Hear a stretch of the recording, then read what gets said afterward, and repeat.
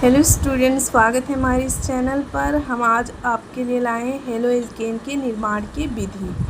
तो इसमें हम आज आपको पढ़ाने वाले हैं हेलो एल्केन के निर्माण की विधि। बहुत ही इजी लैंग्वेज में, बहुत ही इजी तरीके से हम आपको बहुत ही अच्छे से समझाने वाले हैं। तो चलिए चलते हैं दोस्तों। जैसे एल्केन को प्रकाश की उपस्थिति में, यानी कि एल्केन को, जिसे आप तो जानते ही होंगे, एल्केन को प्रकाश की उपस्थिति में हैलोजन से क्रिया करते हैं। यानी एल्केन को प्रकाश की उपस्थिति में जब हैलोजनों से क्रिया कराते हैं तो हमें हेलो एल्केन प्राप्त होता है।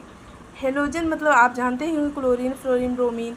और एल्केन को प्रकाश की उपस्थिति में कराते हैं क्रिया जब, तो हमें हेलो एल्केन प्राप्त होता है। मीथेन को क्लोरीन की अधिक मात्रा के साथ क्रिया कराते हैं, यानी CH4 को क्लोरीन की अधिक मात्रा में जब हम क्रिया कराते हैं तो हमें मोनोक्लोरोमीथेन, डाईक्लोरोमीथेन, ट्राईक्लोरोमीथेन तथा टेट्राक्लोरोमीथेन प्राप्त होता है।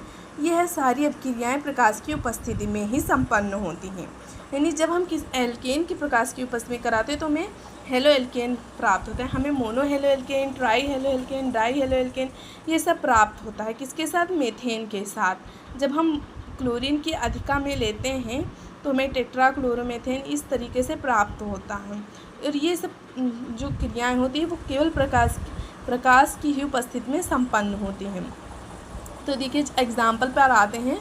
जो फर्स्ट एग्जाम्पल है, जब हम मीथेन की, ये मीथेन का स्ट्रक्चर है, बहुत ही खुला हुआ स्ट्रक्चर है। जब हम इसको क्लोरीन के साथ अपक्रिया करवाते हैं तो जो क्लोरीन के साथ अपक्रिया करवाते हैं तो ये इससे एक हाइड्रोजन के साथ क्रिया करते हैं, HCl निकल जाता है और हमें क्या प्राप्त होता है? मोनो हेलो एल्केन प्राप्त होता है। जब हम इसे पुनः एक बार फिर से अपक्रिया कराते हैं तो हमें डाई हेलो एल्केन प्राप्त होता है। पुनः इसकी अपक्रिया कराते हैं तो हमें ट्राई हेलो एल्केन। यह अपक्रियाएँ लगातार चलती रहती हैं। किसके साथ चलती रहती हैं? हेलो मतलब किसके साथ? मीथेन के साथ ये अपक्रियाएँ चलती रहती हैं। विजिबल है ना?